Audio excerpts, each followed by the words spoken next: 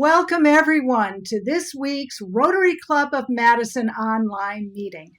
I'm Andrea Kaminsky, Club President, and I hope you are well and staying safer at home. I'd like to start by reciting the Rotary four-way test of the things we think, say, or do. First, is it the truth? Is it fair to all concerned? Will it build goodwill and better friendships? And will it be beneficial to all concerned? Indeed, the four-way test is an excellent guide for challenging times such as these. Now, we have a few announcements today. Let's start with Rob Vandenberg, who is chair of our Rotary Scholar Mentor Committee. Rob? Hi everyone, I'm Rob Vandenberg, and I'd like to talk to you about a great opportunity for you to mentor a Rotary Scholar. Just before I do that though, I'd like to say thank you to Pat, Jane, and everyone helping make this virtual Rotary Luncheon possible during this time of stress and social distancing. Much appreciated. With Cheryl Wicke, I'm honored to co-chair our club's Scholar Mentor Committee. Thanks to Cheryl and the nearly 80 Rotary mentors for the support that they provide to our current Rotary Scholars. It's that time of year again, and the Rotary Scholarship Committee is in the process of selecting high school seniors who will be offered college scholarship assistance. From there, each of our scholars is offered the option of being matched with a mentor to guide them on their college journey. There are many personal experiences that illustrate the impact we can have as mentors, both as individuals and as a bridge to the remarkable collective resources that we have as a Rotary Club. Let's watch a brief 3-minute video that highlights 4 former scholars who tell us why a Rotary mentor was important to them. The Madison Rotary Foundation not only blessed me with the financial help to put me through college, but they also blessed me with an amazing mentor who I could not imagine facing my undergraduate career without. Mary Rouse. Transitioning from high school to college was a lot harder than I expected, and Mary was there every step of the way, reminding me that I could do this. Whenever I needed her, she was there either through email, phone call, or going out to lunch. We do not only have a mentee-mentor relationship, but a lifelong relationship that will continue well beyond my undergraduate career. As a Rotary Scholar, I found out quickly just how great your mentor program is. My mentor, Dick LaBelle, guided me and encouraged me during my freshman year. Dick then worked through you, President Ellsworth, to connect me to the Wisconsin Historical Museum, where I had a really valuable internship. I worked 4 months updating the museum's artist Native American collection. The internship improved my time management and independent research skills that would prove to be essential in later internships and work. Above all, the internship inspired me to explore other opportunities. I went to Oshkosh my freshman year, but unfortunately college wasn't a smooth ride for me. I ended up dropping out the first semester. So I called my mentor Moses and told him I had to cancel my scholarship payment. And I remember that conversation pretty clearly.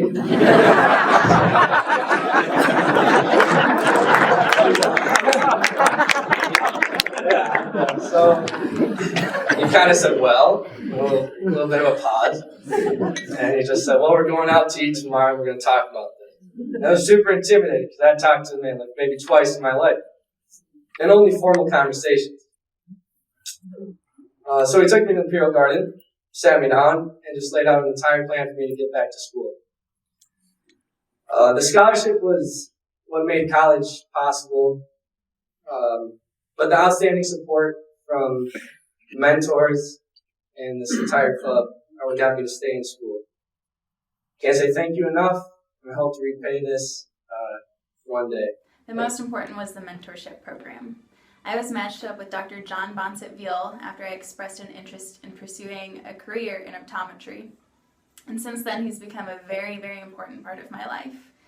Not only has he photographed multiple Frisbee games for me, he helped me decide whether or not I wanted to transfer from Lawrence University to the University of Wisconsin-Madison.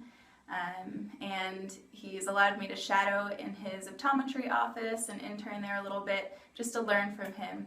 And he even officiated my wedding this past summer. So I think that can speak to the level of relationship that we have with one another.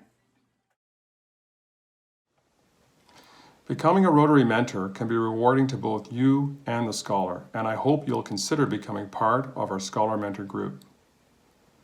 We're seeking at least 25 Rotarians to become mentors. In this Friday's Rotary News, there'll be a link to a Scholar Mentor sign-up form. Please consider this opportunity to make the difference in the life of a Rotary Scholar. Use the link in Friday's Rotary News to sign up, or simply send an email to the Rotary office to let us know that you can help. Thank you. Thanks for that information, Rob.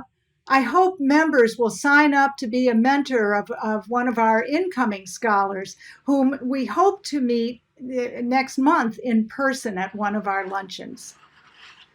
Next, incoming President George Hidalgo has an announcement for us. George? Good afternoon, fellow Rotarians. My name is George Hidalgo. I wanted to get a chance to chat with you about a couple of key points. One is, since we can't meet on a regular basis, it's important that you take advantage of reading what's going on in Rotary, and you get that information from the Friday Rotary News. We've added some special features to it. One recently, from 2 weeks ago, was an audio interview with fellow Rotarian Paul Hoffman that discussed the adventures that him and his wife experienced as they were trying to depart from Europe as the borders were closing in Germany. So pretty unique story, and you can only get it by clicking on the link, which is shown in the attached slide where exactly you click onto it. So there's a lot of information in it, so make sure you go ahead and take the chance to go through the details of that.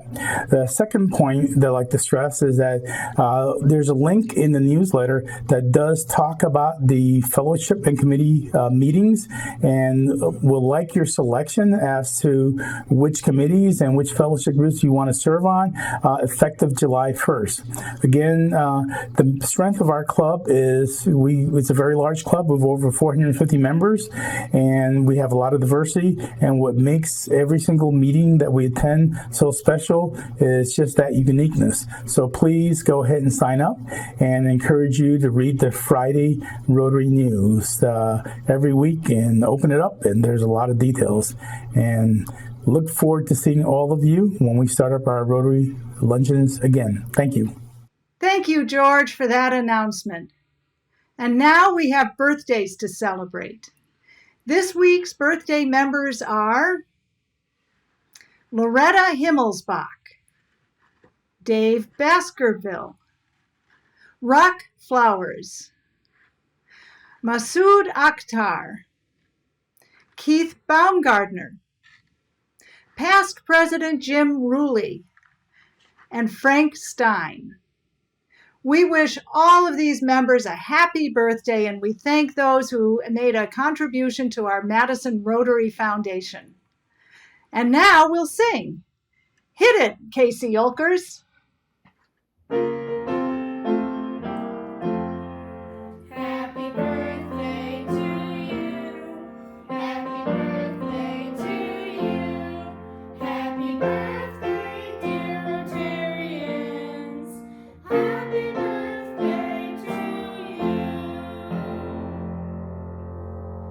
And now on to this week's speaker.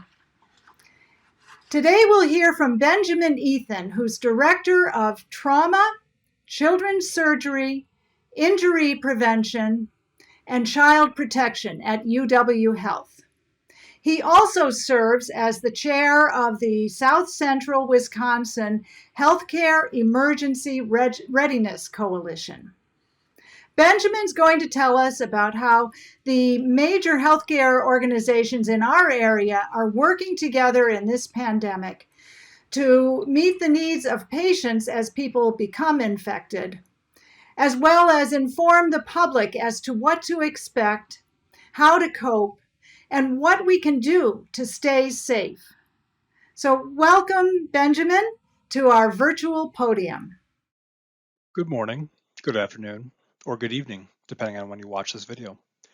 My name is Ben Eithun, and today I'm going to talk to you about how the Madison area has prepared for the coronavirus pandemic and other threats to our community. First, I'd like to say thank you to the Madison Rotary Club for asking me to speak today. And obviously, the pandemic is affecting the way we do many things, one of which is how I cannot be with you in the same room today due to social distancing, but we will get through this the best we can. I apologize for any technical difficulties we have because of the software, and am happy to answer any questions through follow-up with my contact information at the end. So first, I want to give you a little bit of an idea of who I am and why I'm here speaking with you today. So I have a lot of acronyms. I like to call it my alphabet soup, but I will try and use very few of them, or at least explain what they are during today's talk so that you can follow along if you're not familiar with them.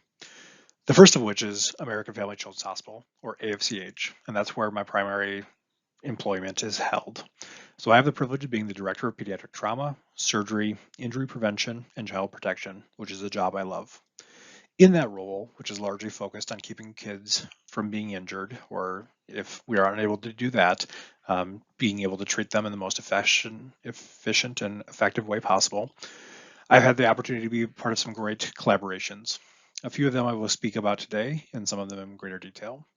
The first of which is the SCWIHERC, or the South Central Wisconsin Healthcare Emergency Readiness Coalition.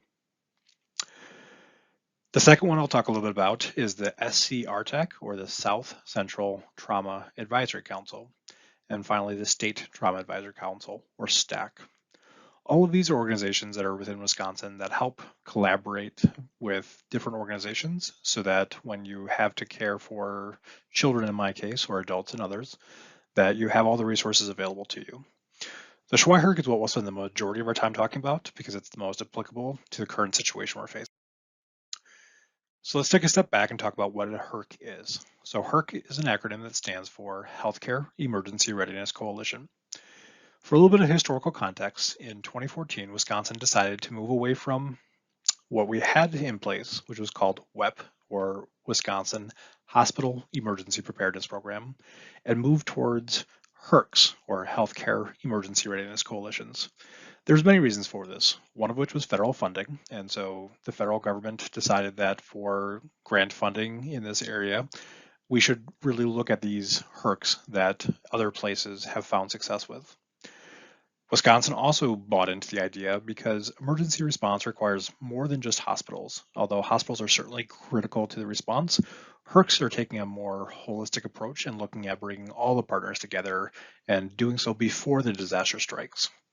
Some of the reasons we do this are we want to coordinate how public health, healthcare institutions, first responder agencies such as law enforcement, fire, EMS, manage their efforts to enact a uniform and unified response to an emergency.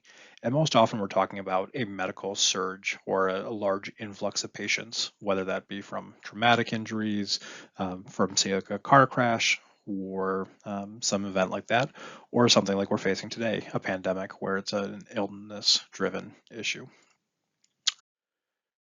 So we built on things we already had in place. One of those is we have a robust trauma system in Wisconsin that's been in place for a number of years. The way we have trauma is we are what it's called an inclusive trauma system, meaning that any hospital in Wisconsin that can meet the standards set forth for trauma care, and that can either be from the American College of Surgeons, so the larger level 1 and 2 trauma centers would be American College of Surgeons designated and state verified, or 3s and 4s, which are more community hospital based trauma system. Anybody in Wisconsin can be a trauma system if they meet the criteria. There are some places that choose to be undesignated, which means they are not necessarily a trauma hospital, but they obviously still care for many of Wisconsin's patients, and some trauma patients will end up being seen there. They will just be transferred to other centers. So with this system, we had an in-place partnership. So EMS obviously plays a big role in trauma, as do the hospitals that receive them. One of the things that we noticed early on in Wisconsin is that Wisconsin is not the same if you are in, say, Marathon County as if you were in Milwaukee County. Many same types of patients you'll see there, but the infrastructure, the response times, those things will be different. And so Wisconsin broke up into 7 different regions. So we have a statewide trauma advisory council, or STAC, which I mentioned earlier. And then each of the 7 regions has what's called a regional trauma advisory council. And so the regional trauma advisory council that Dane County and many of our surrounding counties are in is called South Central.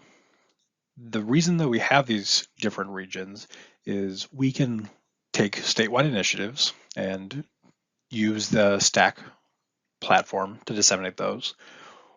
But we can also look at what regionally we see and the things that we want to spend our efforts and time on as a South Central region. So with this model, we had great collaboration, EMS and trauma hospitals worked together. And so we decided to use this as the base for our hospital programs when we decided to go to HERC. So there was a similar function in place. As I said, WEP was the Wisconsin Hospital Emergency Preparedness Program. They had very similar regions. When we decided to go to HERCs, we did look at the same areas. And as I said, we have modeled them after the regional trauma advisory councils. There's some other partner agencies we'll talk about in a second that have very similar, if not the same, regions.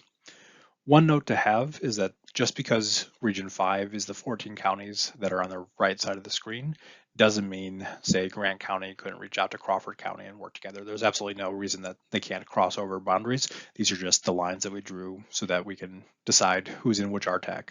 But it's a very collaborative system. And so, for example, the South Central HERC or RTAC is very close with the Southeast HERC or Southeast RTAC, and vice versa. So the 14 counties that are encompassed in South Central Regional Trauma Advisory Council and the SCWIHERC are Grant County, Lafayette County, Iowa County, Richland County, Sauk, Juneau, Marquette, Columbia, Dane, Greene, Rock, Walworth, Jefferson, and Dodge. Again, these are the primary members, but there's nothing to say that we can't also work with neighboring counties or even more distant counties. When we decided to go to this model, we had several partners that we decided to bring to the table. So as we had talked about, the RTACs already have trauma personnel. They also have a lot of hospitals. So again, some hospitals are trauma centers in Wisconsin, some are not. So members of the SCWIHERC include trauma system representation, hospitals, both trauma and non, EMS or emergency medical services. So these are the people that you'd normally consider things like paramedics, EMTs, that respond to a variety of calls, including traumas, but also to medical issues. Emergency management. And for some people, they might not understand what emergency management is. That's actually a subset of Wisconsin agencies. Each county has their own emergency management branch, and they're ones that really deal with, as their name implies, emergencies. So things like when a hospital has an issue, they're the ones that we call to say, we need county resources. If there's a large scale event, they're also the people that we call for those resources. Another prime member of this team is the public health. And so again, an agency that has their own functions, their own structures, and we have a great public health system in Wisconsin. But what the HERC does is it brings all of those partners to the same table, as well as businesses and many, many others. So we have long-term care facilities, such as nursing homes, skilled nursing facilities. We have, outpatient dialysis centers. We have a variety of different members of the SCWIHERC. Anybody who lives in our 14 counties, and even if you don't live in our 14 counties and you want to be part of our SCWIHERC, we will absolutely let you. There's no cost to being a member of the SCWIHERC. It is essentially an all who are interested are members. But what we found is that if we bring all of these people together and talk about events before they happen, that we can really have an impact on our ability to respond to a variety of incidents. So what are kind of our main goals? So the SCWIHERC really is emergency preparedness and planning assistance. And so that can be a variety of different things. We get together as the 14 counties and we talk about what's called a hazards vulnerability analysis, or an HVA.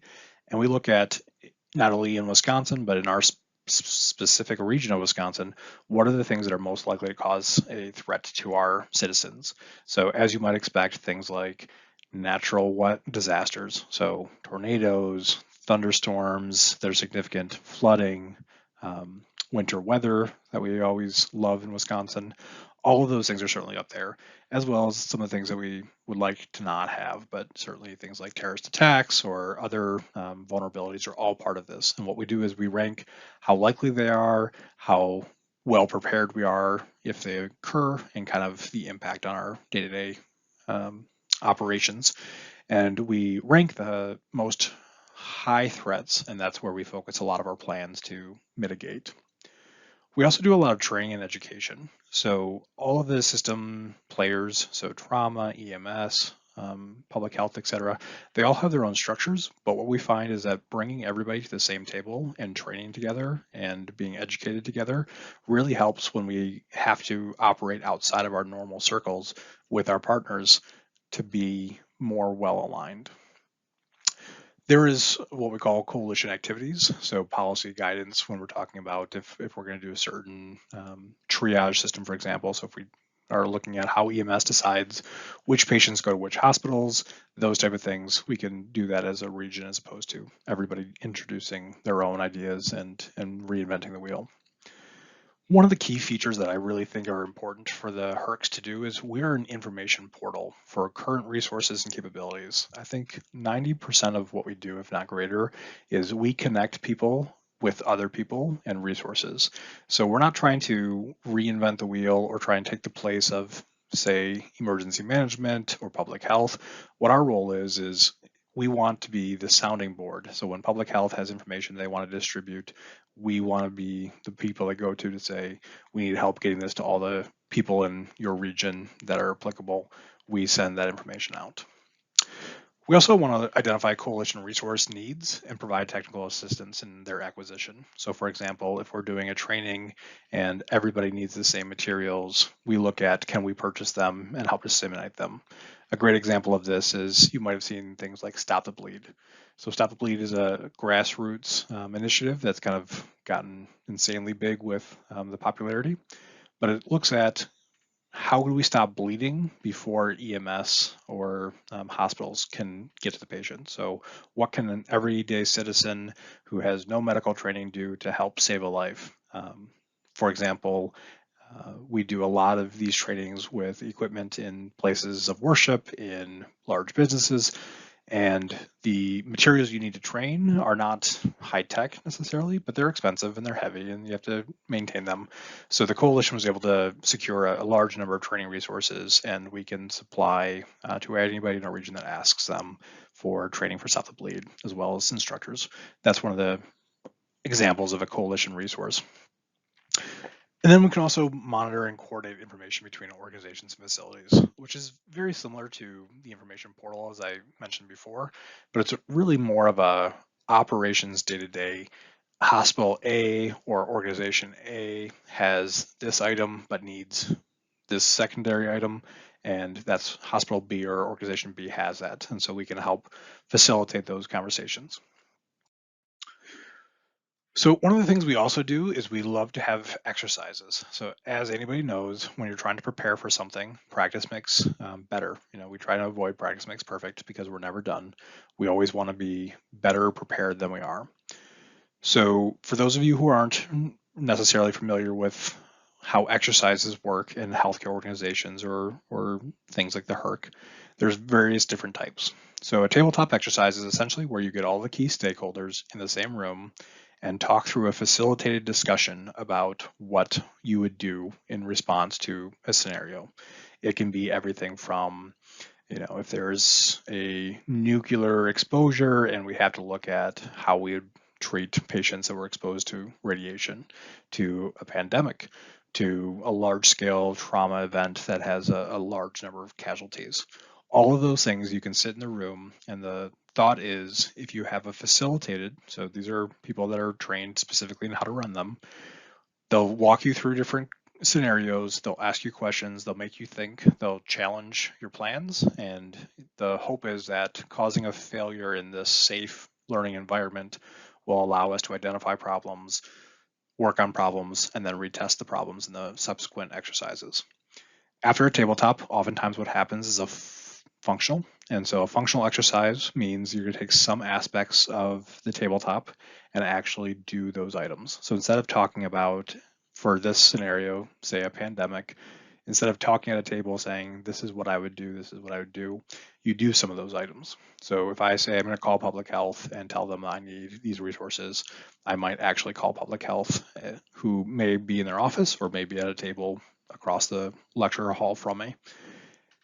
The next step would be a full-scale exercise, and that is, as it sounds, we do from start to finish. We don't say we would do anything. We do what we would have said in a functional or tabletop.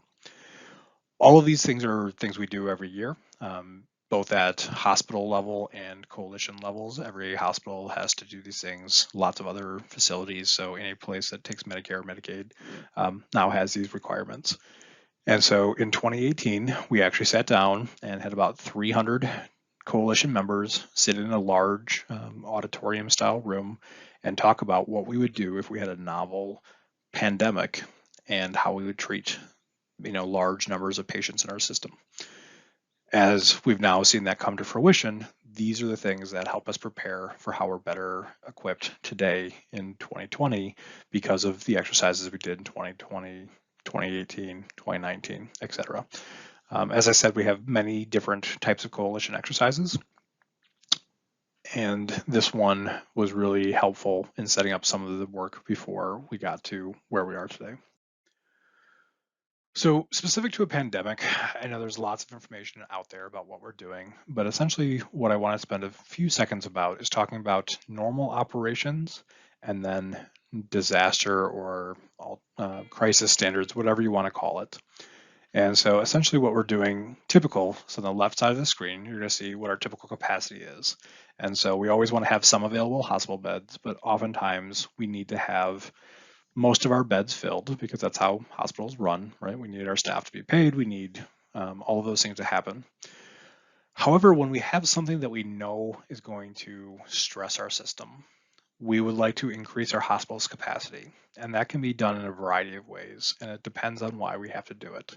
So for example, as a level 1 trauma center, an American Family Children's Hospital is a pediatric level 1 trauma center, we are always prepared to take care of the most critically ill and injured pediatric patients. If we have a bus crash that has a large number of children on them, I can't say, well, my hospital is filled because we have X, Y, and Z happening. We always have to have capacity. And if we don't have capacity, we have plans to rapidly make capacity, whether that's calling in extra staff, whether that's using OR spaces. There's some degree of just in time or immediate need capacity that every hospital has, and that's part of our plans. So as a pediatric level 1 trauma center, we have a plan in place. We test our plan. We do it by ourselves. We do it with our partners we work with most often. We do it with our coalitions. Those are kind of our day-to-day operations that we can plan for. With something like a pandemic, what we look at is we know it's coming. We don't necessarily know how bad it's going to be. We don't necessarily know when it's going to come in droves, but we have some advanced warning. And so, for example, when we started hearing about COVID-19 in other countries and then in the United States, we started to look at what did we learn from what happened in places like Italy, in China, in New York, in Detroit, those type of places. And what we found was there's a large need to increase your capacity. So UW Health, SSM Health, Unity Point, Meriter, all the systems in Madison, as well as our partners and all of our surrounding counties, looked at what can we do now to increase our capacity. And it's not the same as when we have a bus crash or we have a car accident. We have some warning. So for example, some of the things we talked about was, do we need to have all the surgeries that are absolutely important but not life-sustaining? And so when we have those type of decisions, we can make decisions as local entities by ourselves, but what we find is if we can come together and partner and say, we feel like this is the best thing for us. Are you at the same place? Are you near that? Are you ahead of that? Where are you at my hospital across town that is a different system? Well, that's a conversation we can have at any time. It's a much easier conversation to have when I know who is at my hospital across town that has a different health system. because we work together. So if we sat next to each other at the 2018 exercise, or we were at a meeting together, it's a lot easier for me to reach out and say, this is what we're doing. Can we talk about what you're doing? How can we work together? One of the things that we've done is look at how can we support each other. So, as technically we are competitors, it's everybody's best interest to take care of Wisconsin patients. And so just because we have different organizations we work for, it doesn't mean I can't share information. It doesn't mean we don't have the shared interest in mind. And so we will oftentimes collaborate, both in times of need and also in times of planning. So one of the things that we really focus a lot on is communication. And I'm going to talk a little bit about two different systems. I'm going to spend a little bit more time talking about EM Resource, but I do want to also talk about WISCOM. So EM Resource, or what we used to call YTRAC, is a web-based platform that is used every day in Wisconsin to communicate between different entities. Lots of it is focused on healthcare, so a lot of hospitals and standalone ERs, places like that, but also long-term care facilities, mental health facilities. Lots of different organizations have access to it. It is password protected, it's HIPAA compliant. There is limited information about organizations. There's no patient-specific information. So if I were admitted at hospital A, none of my information would be there, but hospital A might say there is this is the number of patients we have, this is the number of beds we have, etc. So EM Resource is used every day in Wisconsin, as I said, to note things like how many beds are available at certain hospitals. So if EMS is looking at it and they have a choice between 5 or 6 hospitals, and they see that one hospital has 97% of their beds filled and another hospital has 80%, they might use that to help decide where to send a patient, things like that. What's nice about EM Resource is we have the day-to-day functionality. That's what its intended purpose is, but it's really meant also to use as a communication device when there's something acute. So for example, as a pediatric level 1 trauma center, everybody expects that I'm going to be able to take care of pediatric trauma patients. That's why I have that moniker on my business card. But say something happens unexpected. We have an equipment failure. There's some situation where I can't function in that role that everybody's come to expect.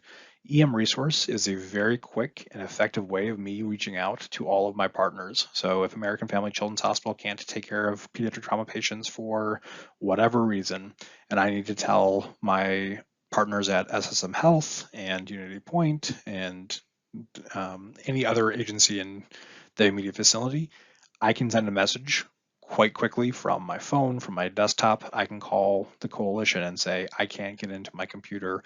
Can you do this on my behalf? It is something that we alert to. Is there a bus crash and we need to know how many beds people can take? Things like that.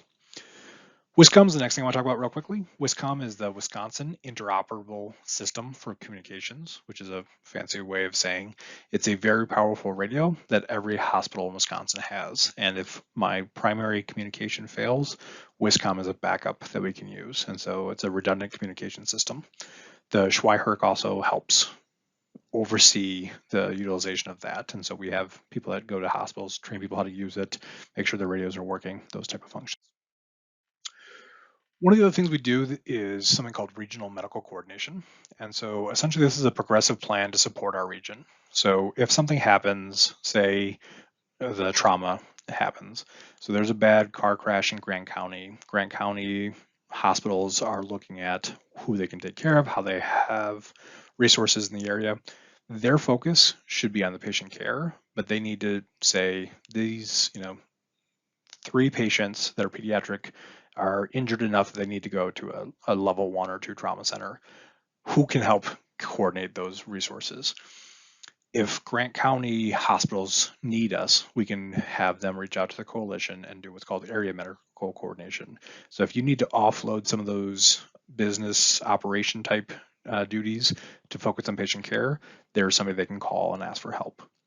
Take that one step higher, and the regional medical coordination would be if something overwhelms that area coordinating center and they need more help than they can provide, then we have a function that our larger healthcare systems can step in and say, we can help with your coordination. What can we do to help?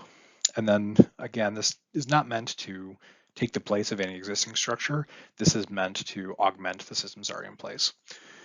While that works well for a trauma event, something like a pandemic is really affecting everybody at the same time. And so it shifts from, instead of let me take over this function for you or let me help you with whatever you ask for, this is really more of a function of we're seeing this is how we're responding. Do you have similar issues? Do you have other ideas on how to fix this problem? So it's a lot of communication back and forth about here's what we're seeing, here's what I need, here's what I have, where can we make those connections? So this is a very brief overview of the SCWIHERC and some of the coordinating efforts, but I would ask that, especially after the pandemic slows down, but also now when we can be helpful, spend some time looking at our resources. So the SCWIHERC website, which is listed here, the SCRTAC website, again, both of those organizations are anybody who is interested in being part of them or learning more about them. We welcome anybody. There's information about WEM, which is the Wisconsin Emergency Management Program, public health links on here. And then the other one is the Wisconsin Hospital Association, which is another large organization in Wisconsin that helps with a lot of these events. So please don't hesitate to reach out if I can be of any help to you, and stay safe. Thanks to Benjamin Eithun for providing us with important information during this pandemic. A reminder to members that you can rewatch this video or view other past speakers on our club's YouTube channel. You'll find the YouTube link near the bottom of the homepage of our website, along with other social media icons. And now we are adjourned. We'll see you next Wednesday online.